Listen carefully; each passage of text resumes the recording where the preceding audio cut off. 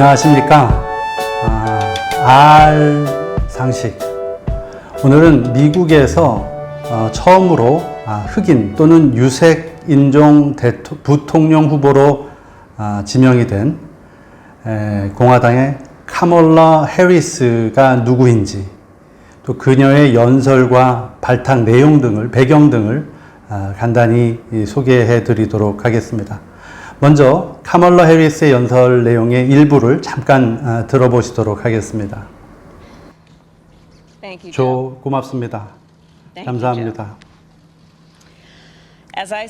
제가 조가 전화한 것을 받았을 때 이 기회에 대해서 굉장히 감사하고 의미가 크다는 것을 알았습니다. 일할 준비가 되어 있습니다. 일할 준비가 되어 있습니다. 역사적으로 굉장히 경쟁력이 심한 경선을 뚫고 조가 선정이 되었을 때 조가 앞으로 우리를 끌고 나갈 리더라는 것을 알게 되었습니다. 저는 조와 함께 서 있는 것을 굉장히 자랑스럽게 생각합니다. 연설 잘 들어보셨죠? 해리스가 부통령 후보에 지명이 되고 나서 정치 자금을 모금하는데 또 활력이 되고 있다라는 얘기를 듣게 되기도 하는데요. 지명 이후에 찬성과 반대에 대한 여론조사를 했더니 어느 기관에서는 바로 54% 정도가 찬성한다고 보여서 일단은 긍정이 부정보다는 우세하다는 것을 볼 수 있습니다. 사실 2019년 공화당의 대선 후보의 토론장에서 카멀라는 조 바이든에 대해서 굉장히 강력하게 공격적인 토론을 진행했었는데요. 그럼에도 불구하고 조 바이든이 카멀라를 선택한 배경이 무엇이냐라는 것에 사람들이 이런저런 얘기를 하기도 합니다.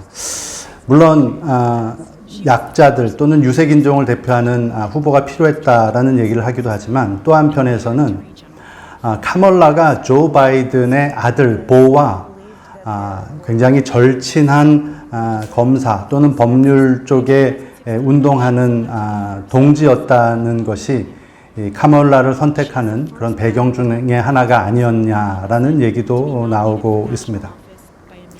그러면 카멀라에 대해서 잠깐 설명을 드리도록 하겠습니다. 카멀라는 1964년생입니다. 미국 캘리포니아의 오클랜드에서 태어났고요.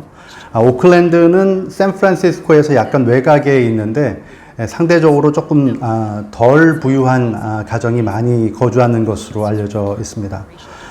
카멀라는 아버지가 자메이카에서 온 분이고 또 어머니는 인도에서 왔습니다. 그래서 카멀라를 소개할 때 유색인종이라고 하고 또 흑인인종이라고도 하지만 아시아계라고도 얘기하는 것은 어머니가 인도에서 왔기 때문입니다.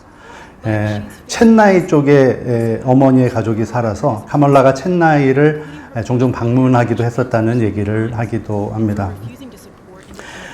카멀라의 아버지는 스탠포드 대학에서 경제학을 가르치는 교수였고 어머니는 UC 버클리에서 암과 관련되는 그런 의료 쪽에 일을 했다라고 얘기합니다. 상당히 스마트한 부모 밑에서 태어났을 텐데요.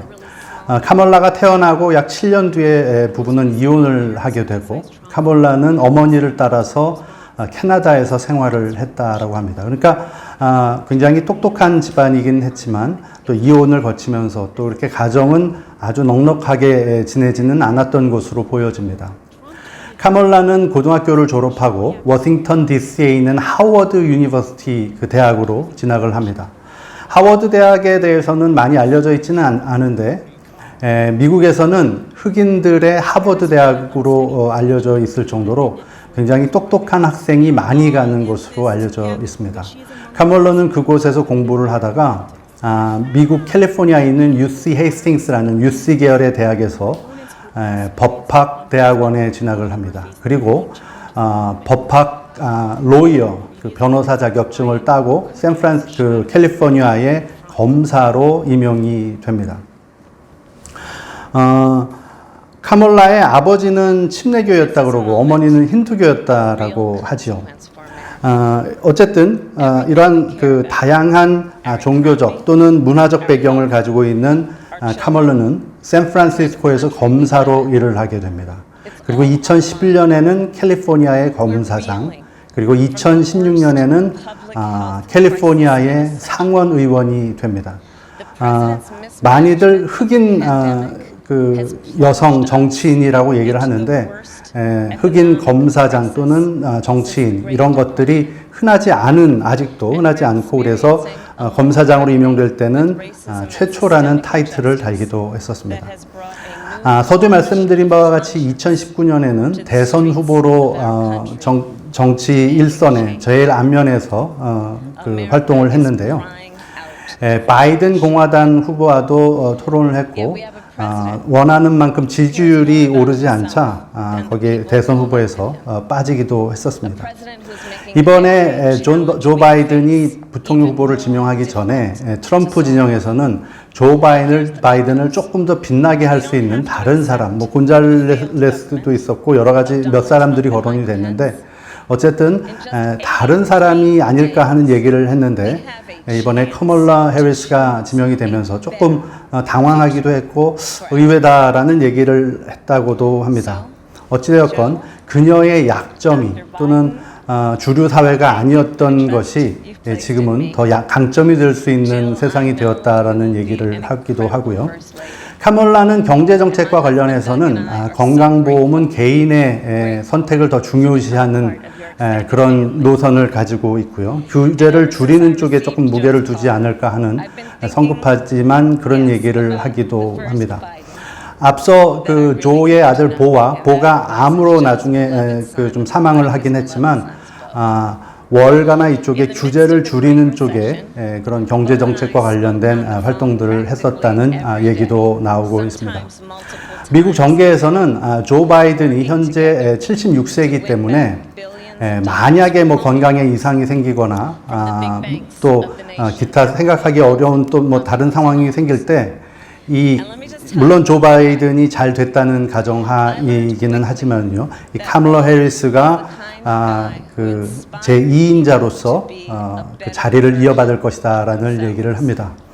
또 한편에서는 그 카멀라 해리스가 자녀들이 있는 더글라스라는 분이랑 결혼을 했는데 이 더그가 최초로 부통령의 남자 퍼스트 레이디, 남자 배우자가 될 것이다라는 그런 또 관심을 보이기도 하고 있습니다. 어쨌든 이 바이든이 대통령이 되고 또 임기를 잘 마친다면은 또 유색 있는 여성 후보가 차기 대통령 후보로 또 나설 수 있는 그런 상황도 되지 않을까 하는 생각을 해보게 됩니다. 오늘은 그 미국에서 처음으로 유색 인종으로 부통령 후보로 지명이 된 카멀라 해리스에 대해서 간단히 알아봤는데요. 이것을 보면서 갖게 되는 생각은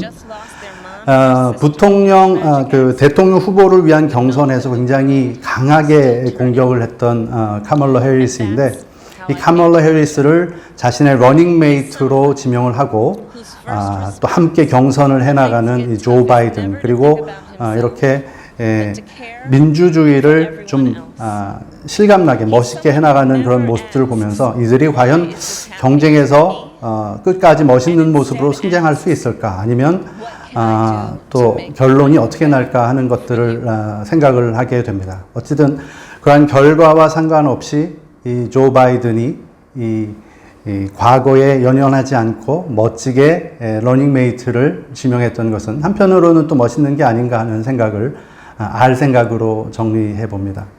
오늘 카멀라 해리스에 대해서 간단히 말씀을 드렸는데요. 내용이 도움이 되셨으면 좋아요와 구독도 눌러주시기 바랍니다. 좋은 평안한 한 주 되시기 바랍니다. 지금까지 문 스타트업에서 R 상식 시즌2 전해드렸습니다. 감사합니다.